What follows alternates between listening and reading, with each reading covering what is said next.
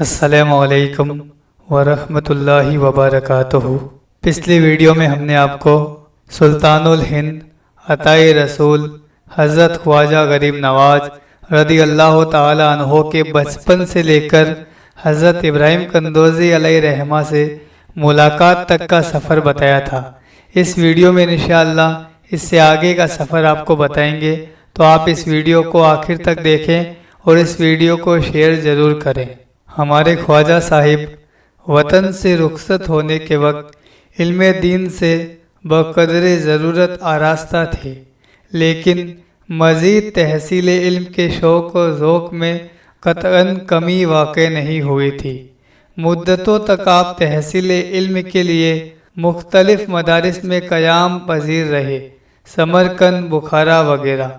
बिलाद तौस और खरासान के मदारिस में जहाँ भी जिस आलिम को किसी फ़न में माहिर पाया, उनसे कमाल हासिल फरमाकर आगे बढ़ते चले गए। आप बगदाद शरीफ पहुँचे और बगदाद ही में हज़रत ख्वाजा उस्मान हारूनी से मुलाकात हुई। ख्वाजा साहिब हज़रत ख्वाजा उस्मान की हकीकत शनासी व मार्फत रसी को पहले ही हज़ारों ज़बानों से सुन चुके थे। जब बगदाद पहुंचकर मालूम हुआ कि हज़रत ख्वाजा उस्मान इन दिनों यहाँ क़याम फरमा है, तो आप फ़ौरन उनकी खिदमत में हाजिर हुए। हज़रत ख्वाजा उस्मान को भी बजरिए कश्फ पहले से आपकी आमद मालूम हो चुकी थी और इंतज़ार में थे। नमाज असर के बाद का वक्त था। दर्जनों मुरीदीन और अकीदतमंद और सैकड़ों बगदाद के रईसों के मजमे में ख्वाजा उस्मान मसनद पर तशरीफ़ फरमा थे और हाजरीन पर फ्यूजो बरक़ात और असरार व तवज्जुहात की बारिश बरसा रहे थे कि हमारे ख्वाजा साहिब ने बिस्मिल्लाहि व या अल्लाह फरमाकर फर्श के किनारे पर कदम रखा, तो हज़रत ख्वाजा उस्मान ने मुराकबे से सरे मुबारक उठाया। तालिब व मतलूब की नज़रें एक दूसरे पर पड़ गई। हज़रत ख्वाजा साहिब फरमाते हैं, मैं बड़े अदब के साथ हाजिर हुआ और सर झुकाया। हज़रत मुर्शिद ने फरमाया, 2 रकात नमाज अदा कर।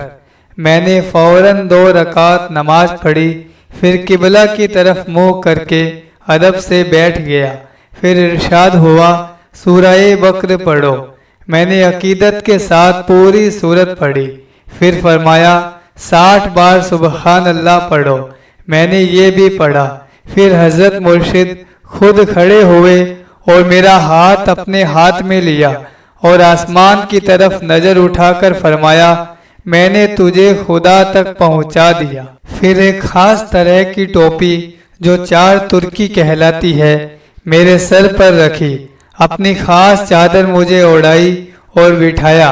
फिर फरमाया, 1000 बार कुल हुवल्लाह पढ़ो।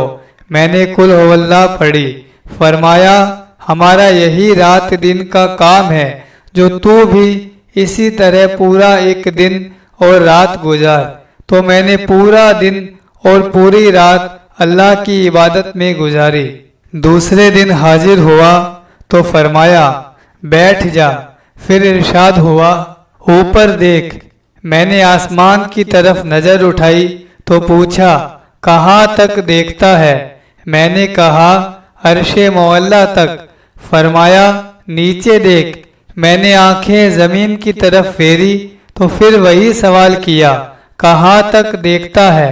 मैंने कहा, तहतुस सरा, यानी ज़मीन के नीचे तक। हुक्म दिया, फिर 1000 बार कुल हुवल्लाह पढ़। जब पढ़ चुका तो इरशाद हुआ कि आसमान की तरफ देख और बता कि कहाँ तक देखता है। मैंने देखकर अर्ज किया, हिजाबे अज़मत के पर्दों तक। तब फरमाया, आंखें बंद कर। मैंने बंद कर ली। इरशाद फरमाया, अब खोल दे। मैंने खोल दी। तब हजरत ने अपनी दोनों उंगलियां मेरी नज़र के सामने की और पूछा, क्या देखता है? मैंने अर्ज किया, 18,000 आलम देख रहा हो। जब मैंने ये कहा तो फरमाया, बस तेरा काम पूरा हो गया। फिर एक ईंट की तरफ देखकर फरमाया, उसे उठा। میں نے اٹھایا تو اس کے نیچے سے کچھ دینار نکلے۔ فرمایا انہیں لے جا کر درویشوں میں خیرات کر، تو میں نے ایسا ہی کیا۔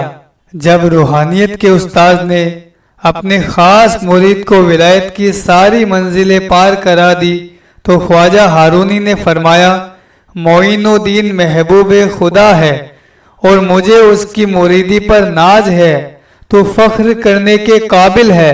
کامل پیر نے بغداد شریف میں آپ کو خلافت دی اور اپنا جانشین بنایا، اور ہم سب کے نبی حضور صلی اللہ علیہ وسلم کے تبرکات جو چشتیہ خاندان کے پاس سلسلہ بہ سلسلہ چلے آ رہے تھے خواجہ غریب نواز کو دیے۔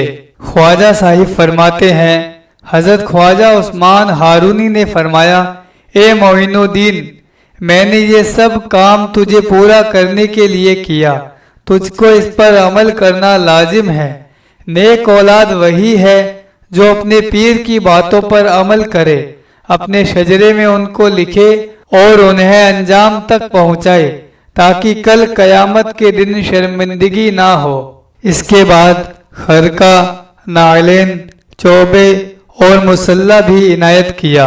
پھر ارشاد فرمایا یہ تبرکات ہمارے پیر کی یادگار ہے جو رسول خدا صلی اللہ علیہ وسلم سے ہم تک پہنچے ہیں اور ہم نے تجھ کو دیے ہیں، ان کو اس طرح پاس رکھنا جس طرح ہم نے رکھا، جس کو مرد پانا اسی کو ہماری یہ یادگار دینا، لوگوں سے لالچ نہ رکھنا، آبادی سے دور مخلوق سے ہٹ کر رہنا اور کسی سے کچھ نہ مانگنا۔ اتنا فرمانے کے بعد پیر و مرشد نے اپنے سینے سے لگایا، سر اور آنکھوں کو چوما اور فرمایا تجھ کو خدا کے سپرد کیا، پھر عبادت میں مشغول ہو گئے۔ حضرت خواجہ عثمان ہارونی اپنے زمانے کے بہت جلیل القدر اولیاء میں سے تھے۔ سالانہ بگرج حج و زیارت پاپ یادہ نیشاپور سے مکہ معظمہ اور مدینہ منورہ کا سفر فرمایا کرتے تھے۔ ایران سے عراق اور عراق سے مدینہ منورہ تک ہر شہر و قصبہ میں بکثرت مریدین اور معتقدین موجود تھے، چنانچہ ہر ایک شہر کے مریدین آپ کو دوسرے شہر تک پہنچانے کے لیے ہم رکاب رہا کرتے تھے، اس لیے ہمیشہ آپ خلق خدا کے حلقہ میں اس طرح گھرے رہتے تھے جس طرح 14ویں کا چاند ستاروں کے جھرمٹ میں۔ رات ہو یا دن، سفر ہو یا حضر، مقام ہو یا منزل، ہر وقت مخلوق خدا آپ کے دامن میں لپٹی ہوئی نظر آتی تھی۔ وہ شخص بڑا خوش نصیب سمجھا جاتا تھا جس کو اس جم غفیر میں سے چند منٹ حضرت خواجہ ہارونی سے ہم کلامی کا شرف حاصل ہوتا ہو۔ حج کا پہلا سفر۔ کچھ روز بغداد میں قیام فرمانے کے بعد حضرت خواجہ عثمان ہارونی اہالیہ نے بغداد و آیان حکومت و علماء و مشائخ شہر نے آپ کو ایک منزل تک وداع کیا۔ رات بھر خدمت اقدس میں حاضر رہ کر دوسرے دن بے چشمے گریہ واپس بغداد لوٹے اور حضرت اپنے ہمراہیوں کے ساتھ زیادہ پیما ہوئے۔ بغداد شریف سے مکہ معظمہ جاتے ہوئے دوسری منزل پر دریائے فرات ہے جس کے کنارے ایک خوشنما قصبہ آباد ہے۔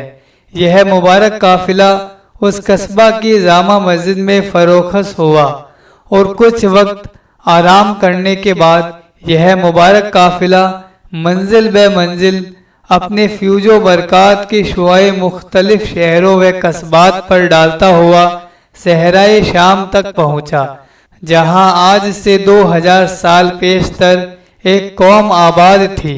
خدائے تعالیٰ کی نافرمانی کی وجہ سے اس قوم پر ہلاکت ہو گئی تھی۔